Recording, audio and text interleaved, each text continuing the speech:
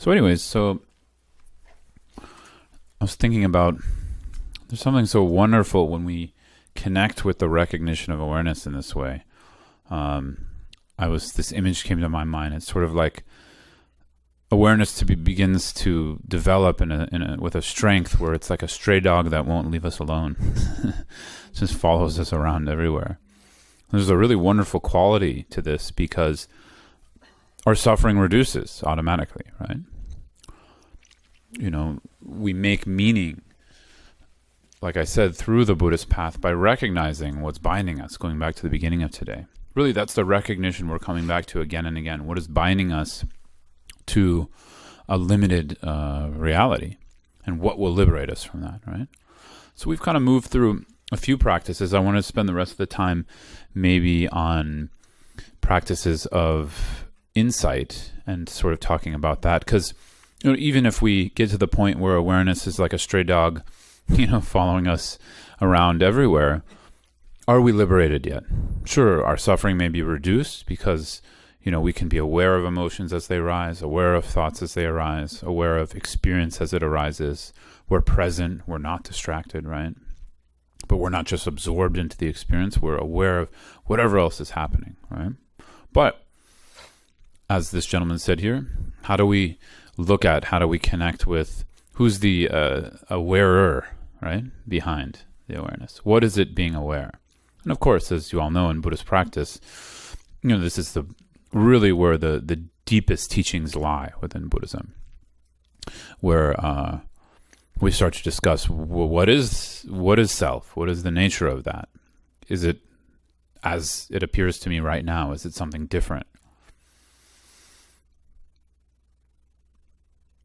So, I don't know. I don't really feel like going deep into philosophical teachings in sort of 45 minutes.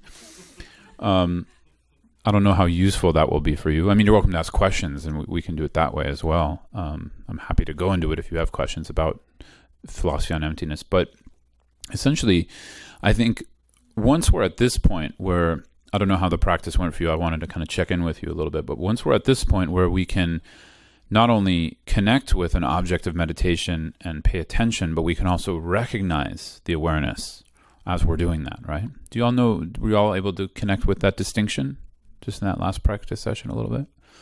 It's subtle, so it takes some time. But once we're able to do that, and we have some stability, once the awareness is able to remain within this present, calm, clear nowness without being distracted so easily, then we can move into practices of insight. Now, there's so many different practices of insight. There's so many different ways to uncover the nature of how things are, or it's their underlying nature, or this quality of emptiness, which again, the word emptiness, someone just came up to me in the break. It can be elusive. It has to be drawn out. It has to be explained, because it doesn't mean a nothingness, but it also doesn't mean this other extreme of materiality or a something, right? So it's beyond something and nothing. It's a very tricky premise we're working with, because what's beyond something or nothing? All you and I know is it has to be something or it has to be nothing. That's our experience. Pretty much, again, like I said, we can check our experience. Is there anything other than looking for some kind of pleasure or trying to avoid pain? We could also look for, is there anything beyond something or nothing in our current experience?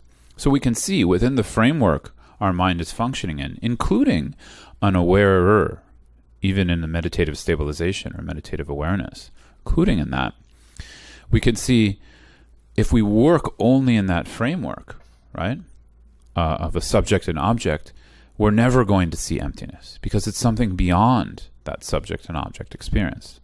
Though we have so many tools in Buddhism to evoke that, to awake that, tools of analysis, and the Buddha had examples of analysis like rubbing two sticks together.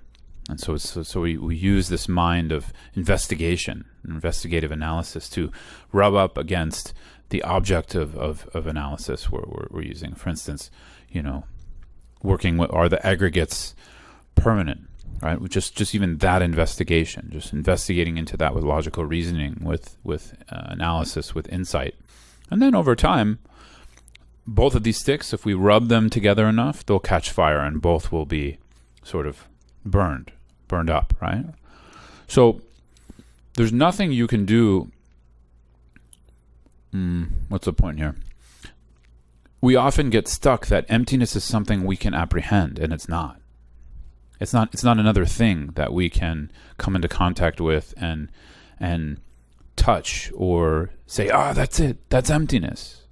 That's really a wrong view. And I'm saying this not to be too direct. Well, I'm pretty direct, but not to be too direct, but actually to save you time. But again, in progressive stages of meditation, of course, we're going to be working with emptiness as a conceptual idea for a long time. And that's perfectly fine. With analytical meditation, that's mostly what we're doing. We're working to refine our concept of what the most refined view of the Buddha was. And from a Tibetan Buddhist perspective, pretty much all of the lineages believed or have this view that the Madhyamaka or middle way view of the Buddha was what's pointed out in the Heart Sutra, etc., is definitive, right? Some also include the third turning of the wheel on Buddha nature as definitive as well, but that's a nuance between some of the Tibetan lineages. But either way, but to get to that Madhyamaka view, we have many ways. We work through analysis, as some of you know have been studying maybe basic program of tenets, of Vaibhashika, different schools of thought in India. And even within these, some of them are totally extinct, like the Charvakas, which was a school of so-called nihilistic philosophy in India. Sometimes Tibetan Buddhism simplifies these in order to we're not trying to get like the wider view of what this school was. We're trying to see how that view is represented within our minds, and then analyzing and pulling out our own belief systems and biases and structures by taking on that view. So we would take on the view of some of the beliefs the Charvakas have, for instance, and then we would sort of analyze that and disprove that conceptually, like as a way to, again, rub these two sticks together. But some of these schools, like the Charvakas, were very developed. They weren't simpletons, very, very profound, interesting stuff. But the problem is, that a lot of their material, I don't think even in Sanskrit or any of the local dialects, doesn't exist really anymore. But either way, that's one style of how we work through method. And we'll work through then into the Buddhist views, the Vaibhashika view, the Chittamatra, the Sautantrika, the different styles of middle way, or Madhyamaka, Svatantrika, and then Prasangika, right? And so these are ways of refining our own understanding, ways of working with our own belief systems, ways of seeing, okay, is my experience permanent, independent, singular, autonomous? And we're really questioning that through these different views. One of the main ones I think we can work with, and this is something maybe not so high in the sense where we have to study and get lots of teachings on this, is just working with our biases throughout the day. I find this to be a really wonderful practice on emptiness, because we're looking at our mind, we're looking at our experience through, came up in your question a little bit in the front, looking at what we believe is truth, what we feel is right, what we feel is wrong. And we're not trying to get to a kind of nihilistic, democratic, I don't know how to call it, view like, there's no right and wrong. Like, of course, in the relative reality, we have a right and wrong right now. We're stuck with that to a certain degree. But that's also not ultimate, right? And so I like to do this just working with different viewpoints, different belief systems that I have. And mostly, I would say for a majority of us, it's pulling out our own biases, thought structures, ideologies of what we think is correct, right? What we think is, the only way, per se. So maybe an example of this is, I had one, but I forgot it now. I mean, there's many examples we can use from like, I use really simple ones, like I think the dishes should be stacked in a certain way. And then I challenge that belief by analyzing it. Okay, so if it's stacked a different way, does that make it less right? It might make it less functional in a certain way, but does it make it less right? Not necessarily, And so we start to pull apart how we fixate on our experience. Because again, getting to the main point of analytical meditation is to erode our fixation, is to erode our clinging to how we function and believe and identify with our experience, from our perception all the way back to the awarer. This sense of self that's behind, like Oz behind the curtains, right? and sort of getting back to that sense of what is that.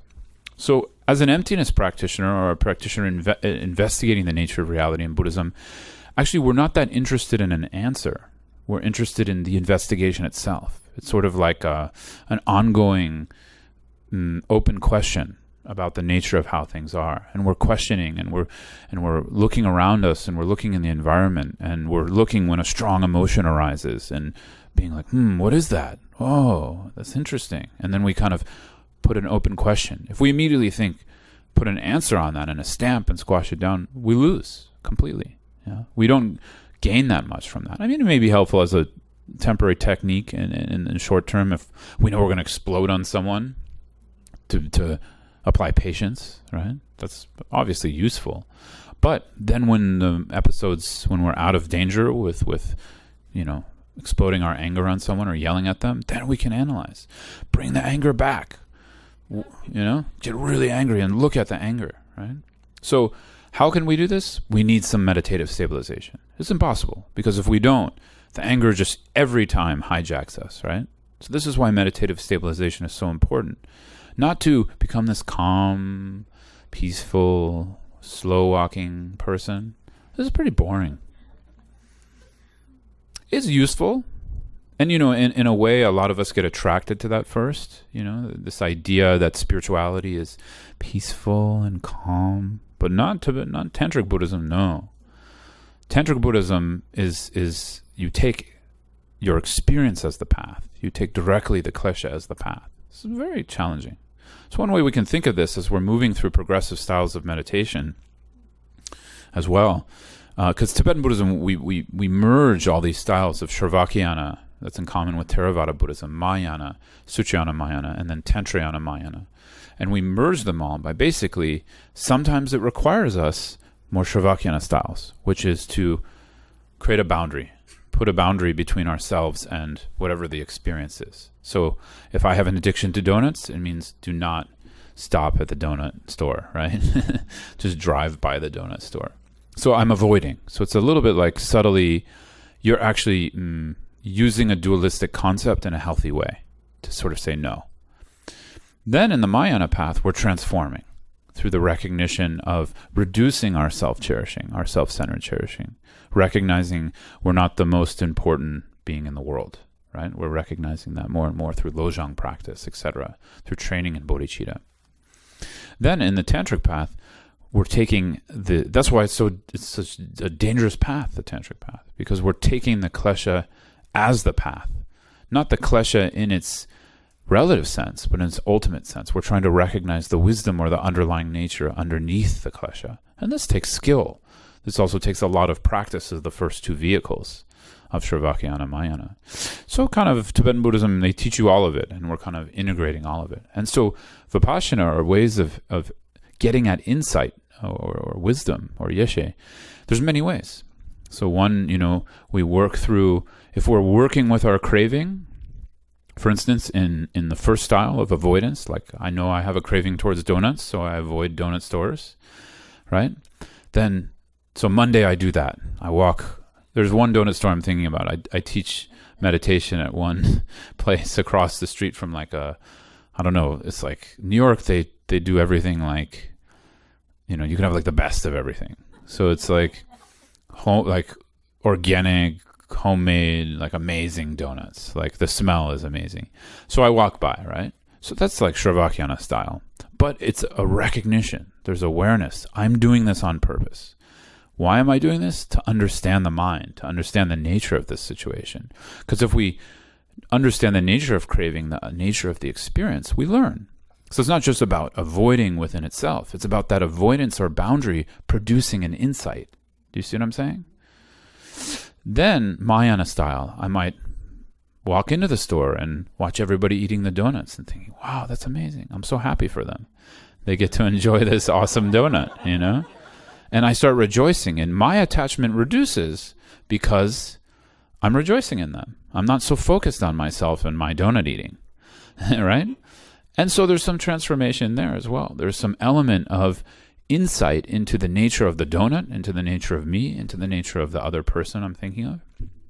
Then tantric practice. I go in and I sit down in the donut place. Yeah? I smell the donut first. I look at the donut. I wink, and then maybe I even eat the donut. Yeah? So I didn't do that one yet. By the way. I'm an aspiring tantric practitioner. So this is really, if we understand the context and the framework, we also understand how to navigate Buddhist practice. We also understand, what are we getting at here? We start to uncover the nature of things as they are. So some Vipassana practices, some Vipassana practices are analyzing to sort of rub these sticks together until both are consumed, and we end up beyond this stick and that stick, right? We end up in clear, non-conceptual realization. Or some are more resting styles, where we don't analyze so much. We look at the aware, we look at the mind itself, and we gain sort of experience and wisdom that way, right? But either way, the point is to look, the point is to question, the point is to churn on something or chew on it.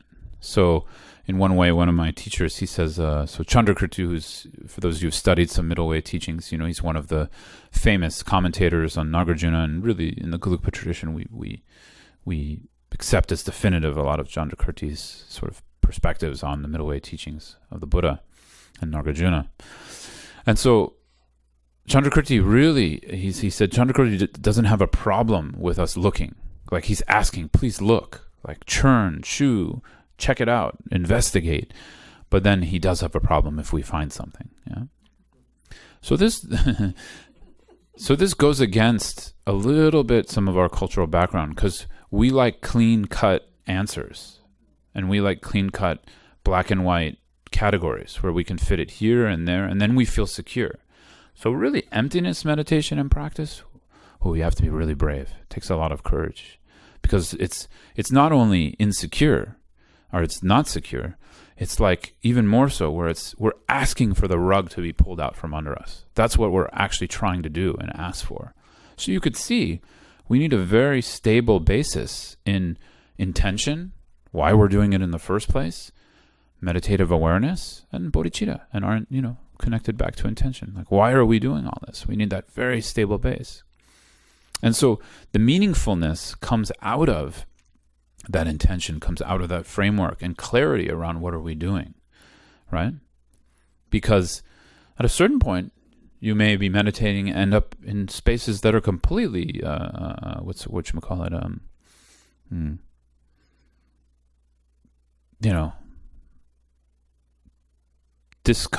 uncomfortable, just completely disquieting. And so this is one distinction I make for people. Buddhist meditation doesn't always make you happy. That's not the point of it, right?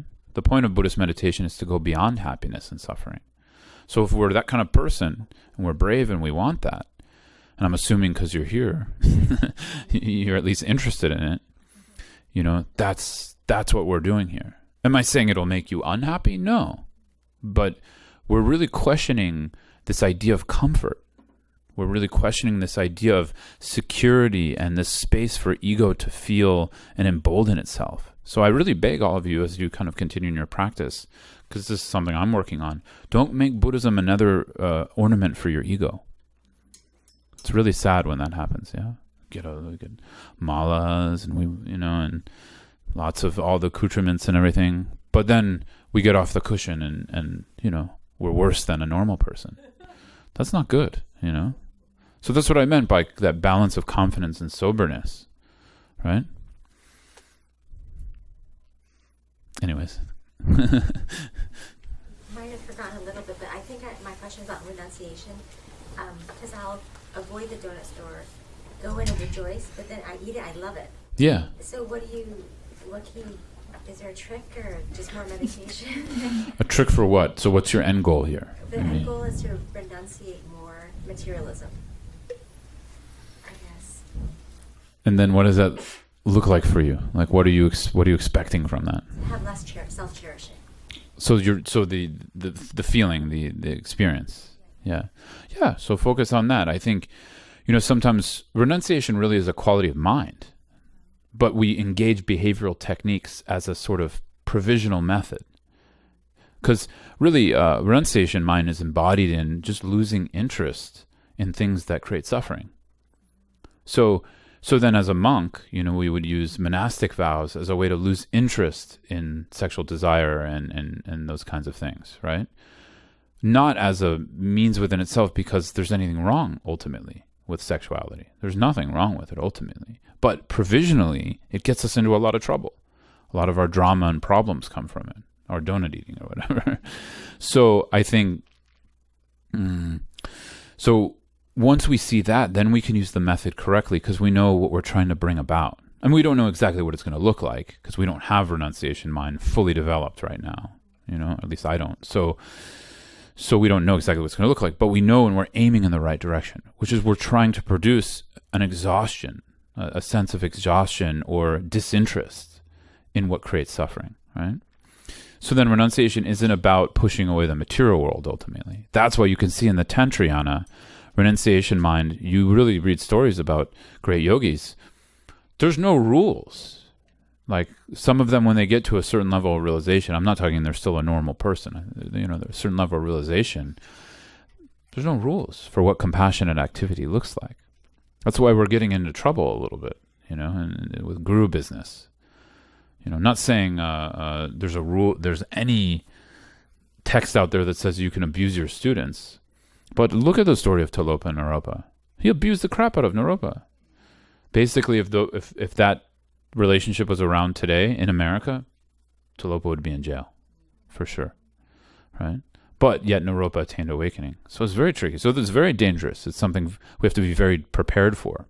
So the safe way is working with boundaries, but not the boundary and then putting it and saying, oh, I'm a good person because I put this boundary. No, the boundary is a laboratory to look at the mind, to look at, how does it feel? You see what I'm saying? What's the nature of that donut?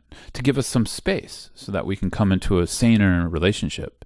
And then, of course, Mahayana, adds more skillful means. Yeah. Does that make sense? So I think thinking of renunciation as a state of mind is really helpful. That really changed my perspective on it, because otherwise we can create kind of a little bit of a,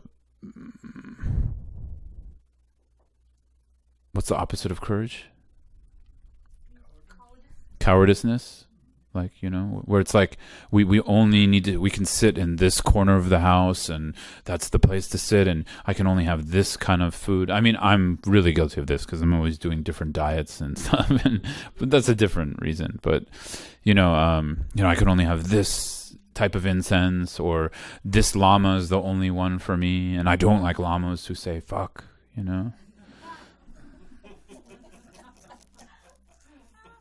So again, provisional, like that might be helpful, but then at a certain point we upgrade, right? But what's so beautiful about Buddha Dharma is it offers so many means for working with the donuts of life, But the point is not to avoid the donut. The point is to see the nature of the donut. That's my point. You see? Well, intellectually, you could sort of understand that the donut is dough and sugar, but you still really like it. Yeah. Oh, well, that takes time. Yeah. And I don't think this is where it gets more complicated.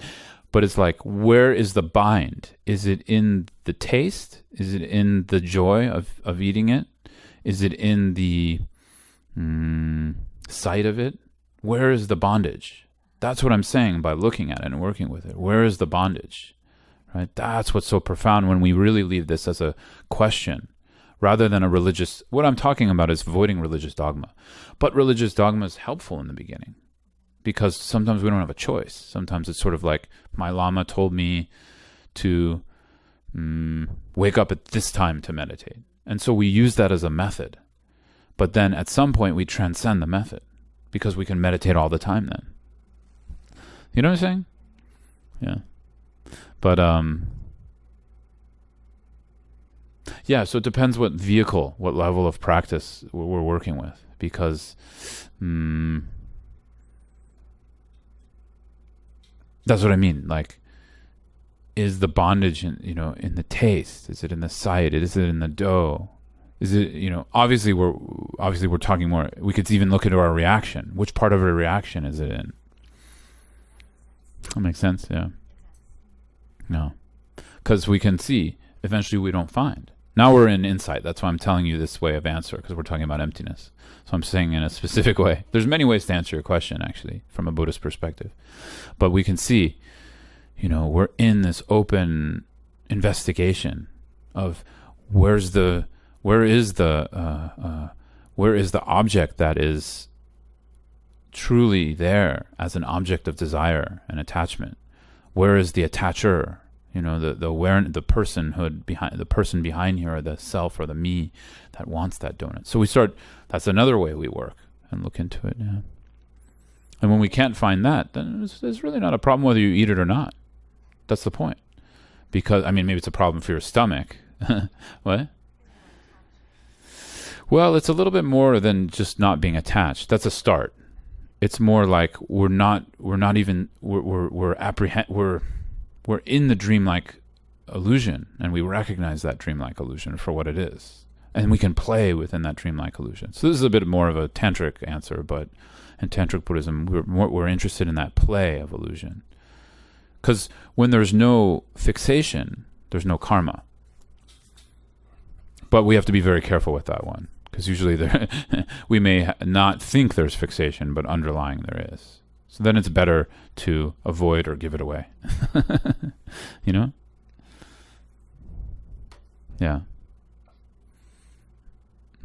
I had a question on renunciation. We have physical bodies, and we need some normal food and healthy bodies, right? And you said that too.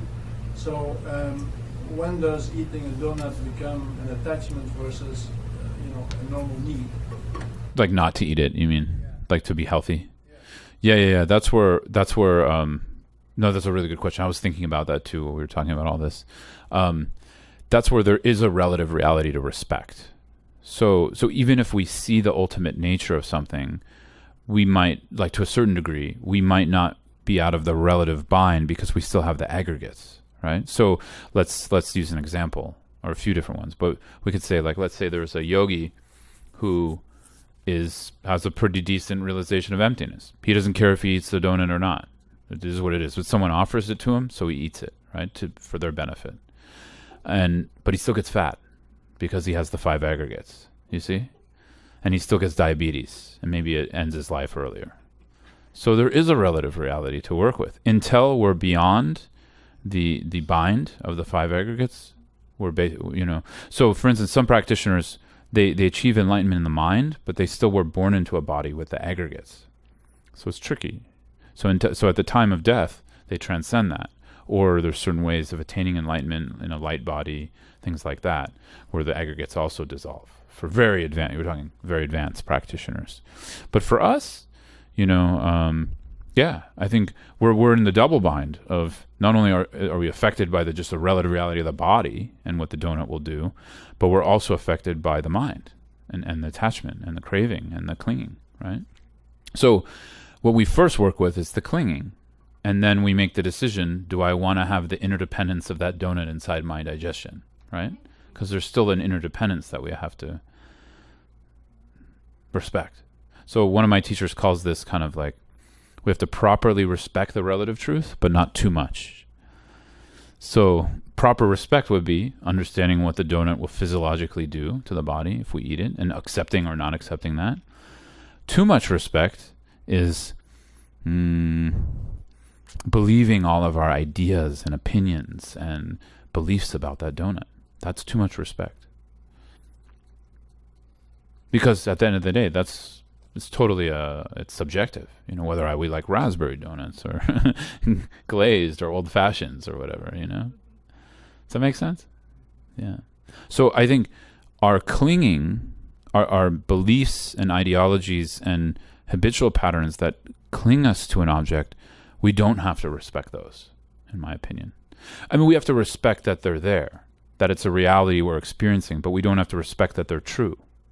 And that's what we're working with when we're meditating on emptiness. We're sort of pulling apart. That's what analytical analysis really means, the word. And so like pull apart, you know? Yeah. Anyone else? Did we go too far in the deep end?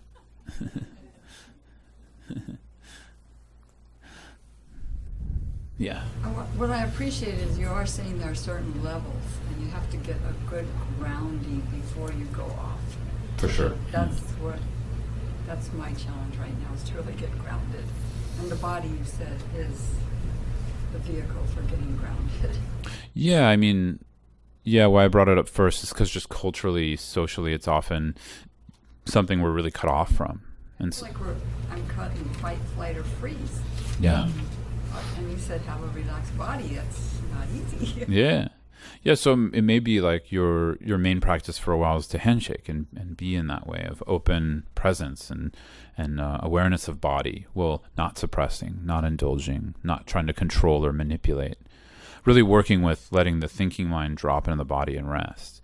And then at a certain point, things will shift. You'll begin to open up into more well-being. If you're still a Buddhist at that point, then you can... That's a joke, because some people...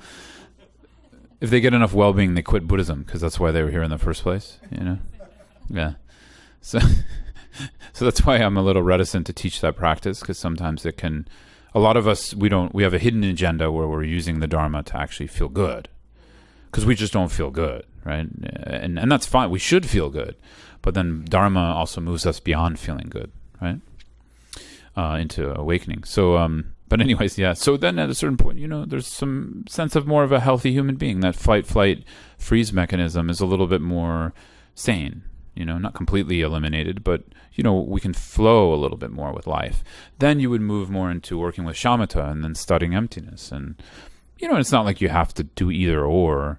They could all happen at the same time. But you kind of we have main practices that we work with, just understanding what's going to bring me efficacy and in moving towards awakening. And so that's why I was advocating that handshake practice can actually be done with bodhicitta, like on behalf of all sentient beings, thinking, okay, if I'm not a healthy human being to a certain degree, I mean, we're never going to be a completely healthy human being. Just putting that out there. I think that's impossible in samsara, because there's always some bind and some mechanism that will get screwed up. But to a certain degree, some sense of being a healthy human being, and we make the intention. I want to do that so I could practice Dharma really authentically, And then, of course, I'm not saying there's no gauge, but I'm also not saying you have to wait to practice Dharma. You do it simultaneously, and I think doing that with a bodhicitta motivation is Dharma practice, because we're intending to grow the right ground, the right capability to then have efficacy in shamatha, to have efficacy in vipassana. I mean, yeah. And there's different ways. I'm not saying handshake practice is the only thing. And this is a little bit controversial, because from some traditional perspective, it's a sort of like saying, oh, well, we're not seeking healing, so we don't need any kind of relationship to that. But I think that's a little bit extreme sometimes, because it's not relatable for most people. And then you get people who've been studying Buddhism for 30, 40 years, but psychologically, are in the DSM. Yeah. A few pages in the DSM. So what do we do with that? I mean, I'm just saying, I'm not trying to judge anybody. I'm not talking about anyone in particular. But what do we do with that? So we have to be skillful, and use our intelligence, because we are quite intelligent, I think, culturally. And so we do have to, because most of us who come to Buddhism in America are educated, college educated. So we need to use that intelligence in that way. And if we can understand, okay, the Buddhist path is doing this, and we kind of get a good idea of that if we study and we understand, oh, that's really interesting. And that is different than well-being, but also If I don't have enough groundedness, how am I going to access that? That's healthy. I think where it gets unhealthy is either denying the well-being, and then we're a DSM, retreater, or on the other hand, sort of getting stuck in the well-being. Like it's the endless self-improvement projects of Western spirituality. And then we just shop around, going, and then we go to empowerments just for excitement, just for a little lift from the Lama who has some meditative realization. We get a little bit of a buzz. Oh, I got the Dharma. But then 3 days later, we're just back to our, problems. You know what I'm saying? So I'm not saying either or, but it's sort of like recognizing that. And I think that's a key point, because it's so many of us come to the Dharma, myself included, with just a really profound lack of well-being. And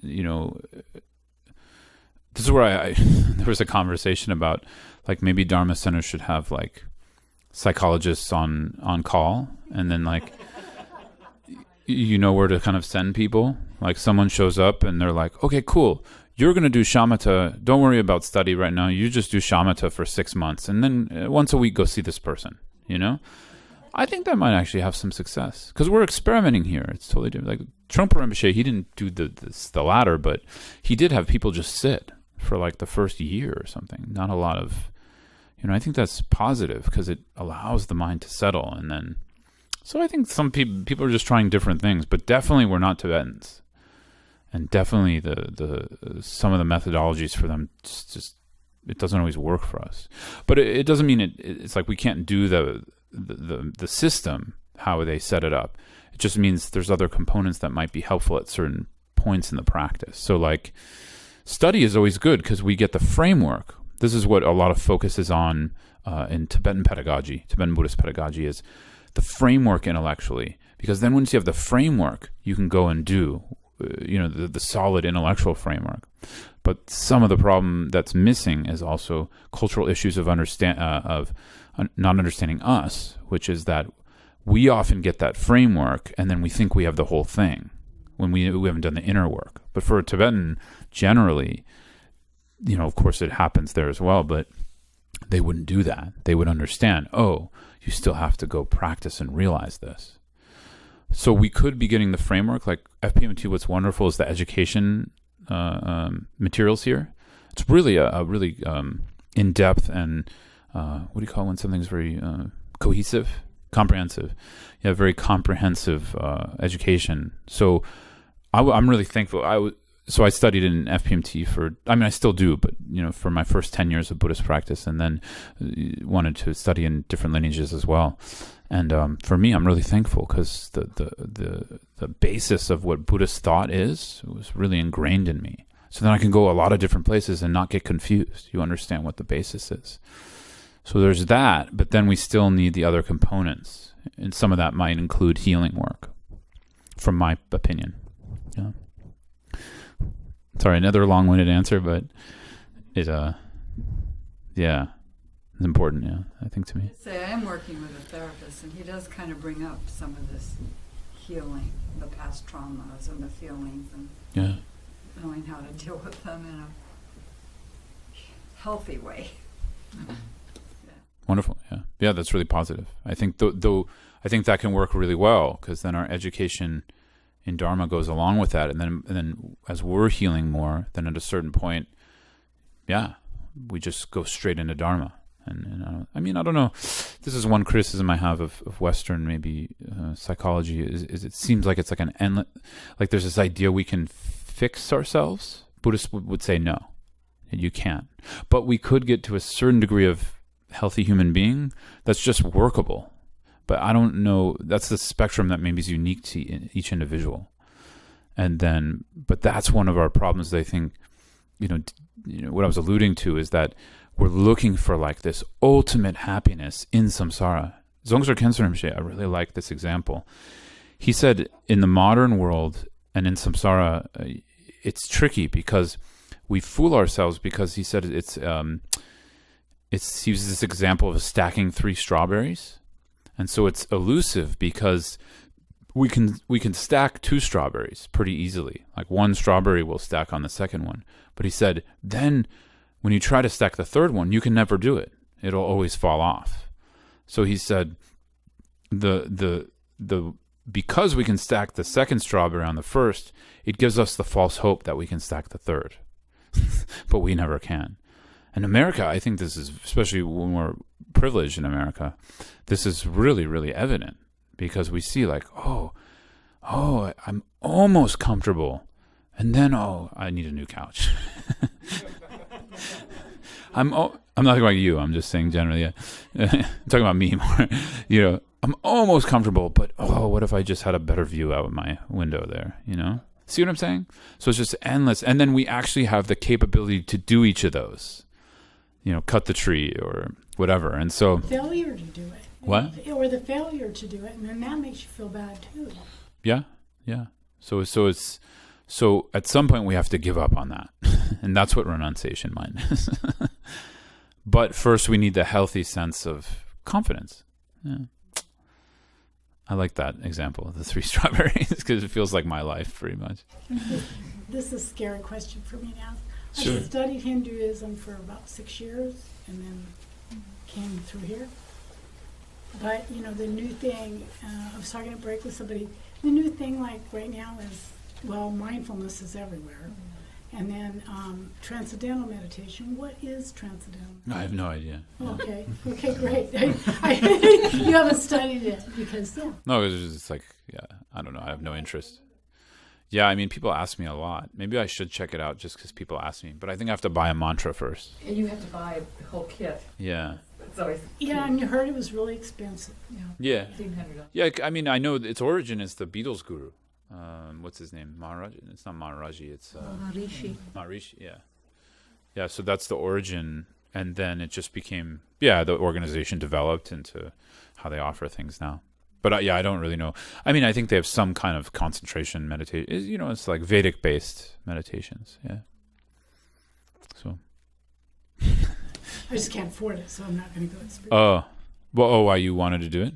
Well, no, I've just seen that, like everywhere it's showing up. Yeah. A lot of places. But, yeah, I think they have a very expensive. They have a very good marketing team of Katy Perry. Yeah. Yeah. Katy Perry's?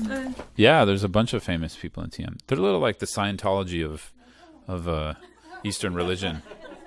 Yeah.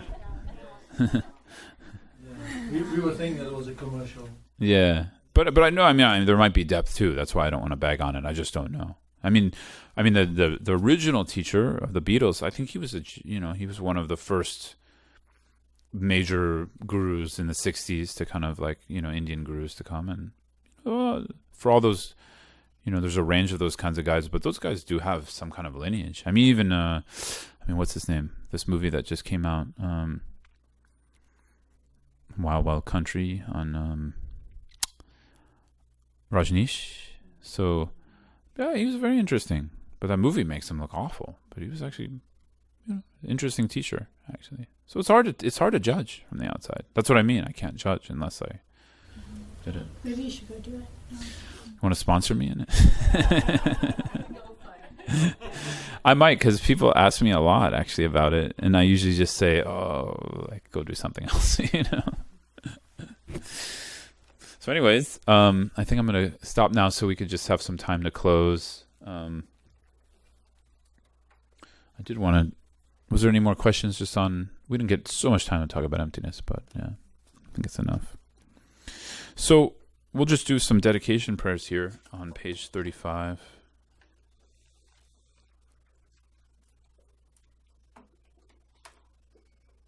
Yeah, it's the bottom of 35.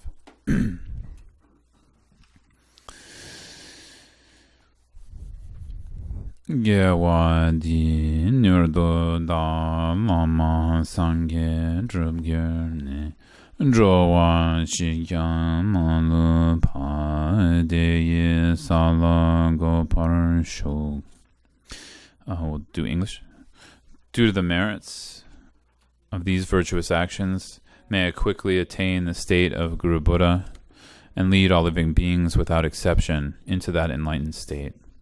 Changchub Semshor Rinpoche Makya Parnam Gyurchi Gyapa Nyamba Meparya Gone Gondo Power Show.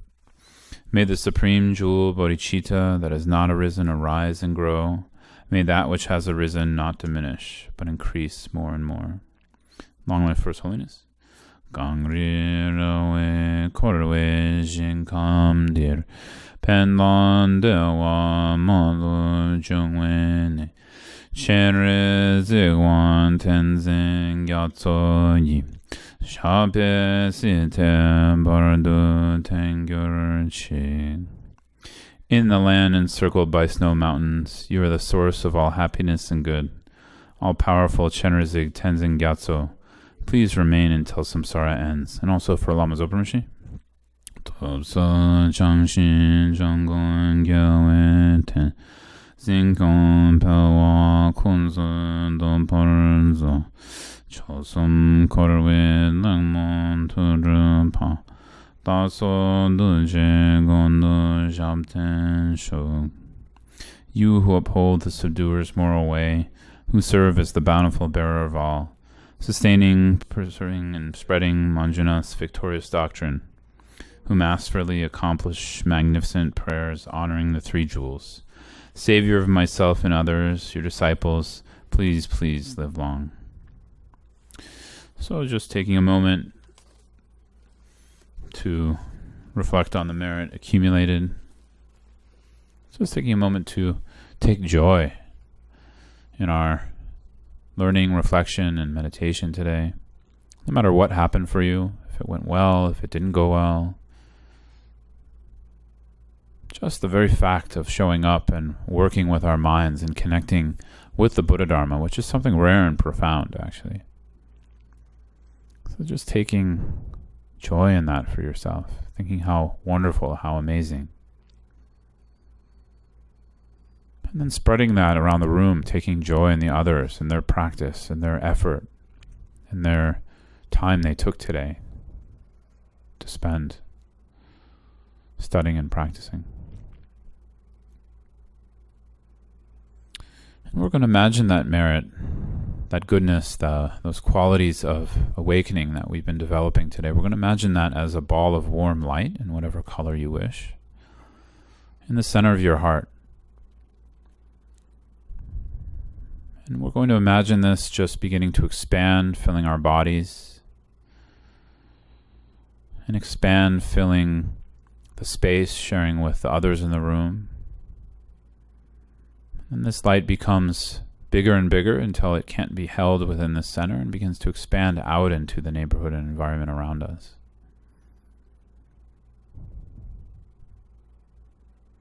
And each sentient being it touches, from large to small, it not only reduces their suffering, but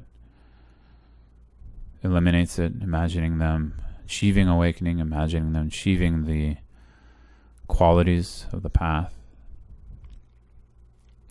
And this light continues to expand, filling space, filling America and beyond.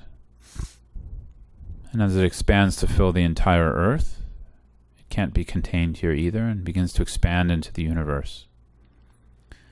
As it expands further and further, just let your awareness expand beyond the sphere of a self that is an accumulator of this merit, beyond the merit itself, and beyond whom we're sharing this merit with. All of this vast in scope, beyond limitation, beyond duality. And just rest in that spaciousness for a moment.